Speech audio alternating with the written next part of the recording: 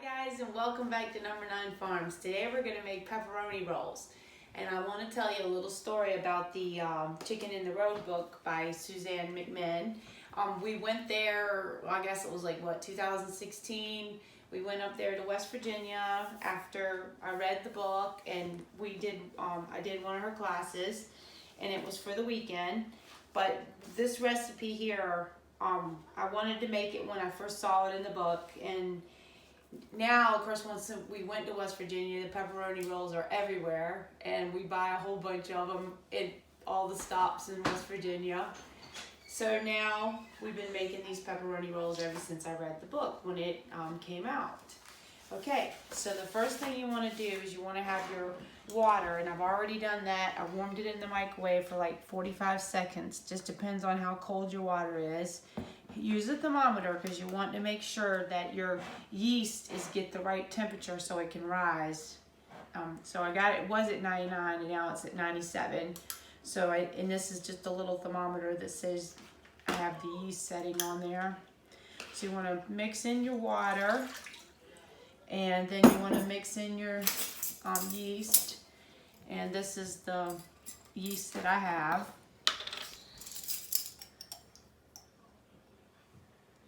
And just sprinkle it out, and then you can let it sit for a minute or two. It'll come to life now that it's got the warmness.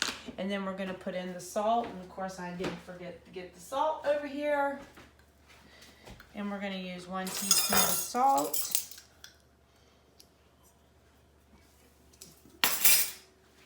And then we are going to do 2 tablespoons of sugar.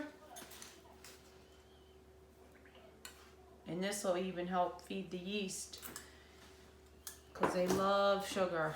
And now the minced garlic. And we're going to go ahead and put all this in and then let it sit for about 5 minutes. And I just put a bunch in there. Sometimes I don't even use the garlic, and sometimes I do. It just depends on if we have it.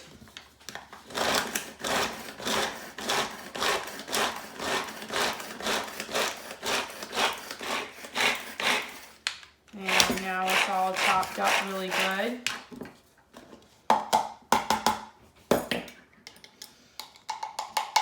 One of those little gadgets that we had from the camper.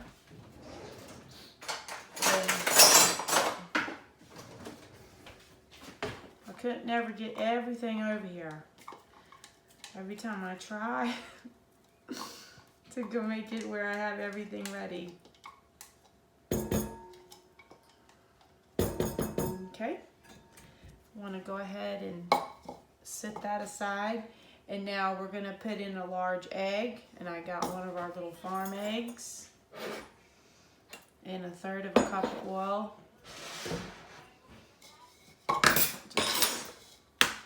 You always like to mix it in a bowl first, because then that way if there's an egg that's no longer any good, you can not mess up whatever you've started. So it's just a habit I do. I don't just dump it right in. Because on the farm, sometimes you just happen to get a little egg that's no longer any good.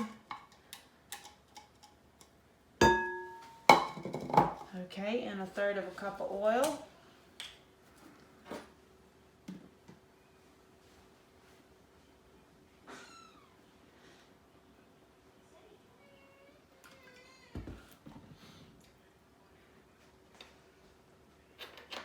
Alright, and you can just mix that in. And then now let it sit, and we'll come back to it. So now it's been 5 minutes, so you want to add in about 1/2 cup of mozzarella cheese. And I don't really measure that out here. It's just a big old handful of it. And then you want to add some chopped pepperonis. And that's to your choice, but maybe about 1/2 cup. And it depends on however you chop them, whatever you want to do. There's no rhyme or reason for that. other than if you want some thick ones or some small ones. But I haven't seen the boys once not eat them, no matter how they are. And as soon as Colby saw that I was making them, he's like, oh, bet. They love these things. They're all gone in no time. All right, so now we've got that in there, and we're gonna start adding the flour. And we're gonna add a total of 4 cups, I think. Yep, 4 cups. So start off with maybe about 1.5 cup. Go ahead and mix that in.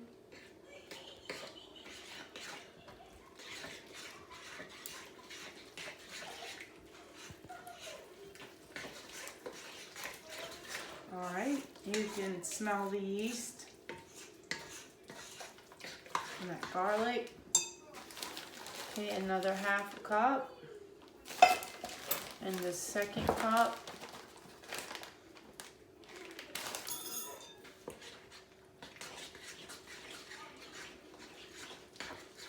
So now we have 3 cups in here.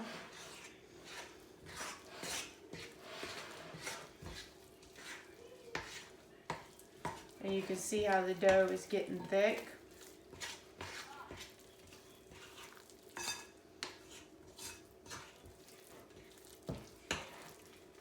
Now we'll add the 4th cup in. And this is where it's going to get really thick. So you want to, or should I say stiff. So you want to probably end up working it with your hands.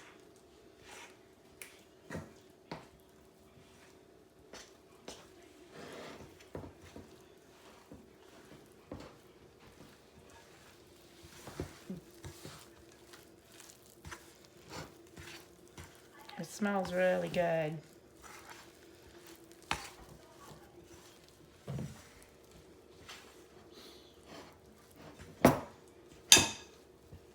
You always want it, and make sure you have a stiff spoon because it will, you know, bend if it's not a stiff one, heavy duty. And there, see how it's all mixed in now? All but a little tiny bit. And you want to get a little bit of flour on your hands and then go ahead and mix it all together. And then we're going to put a little, what my grandmother always called was a tea towel covering, but it's just a white cloth that you can cover up with so it'll stay warm. In about 30 minutes to an hour, it will have rose enough so that we can go ahead and work it down again and then let it rise again. All right, I'll be back. Hold on. I'm gonna put a little bit of oil on my hands, kind of like put that on the top of the dough. So that way, and I put a little tiny bit of flour on top of the towel. That's just so that if it rises up, it doesn't stick to the towel.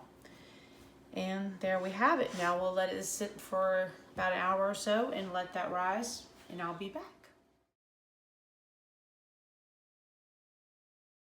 Guys, I wanted to show you that how this Gourmia that I have can do these additional functions where you put proof. Well, that's what we want to do for the pepperoni rolls. So we're going to push the start button, and it's going to count down for an hour, and we'll see how it happens. And remember, I did grease the top of the dough, so you know it won't dry out too much.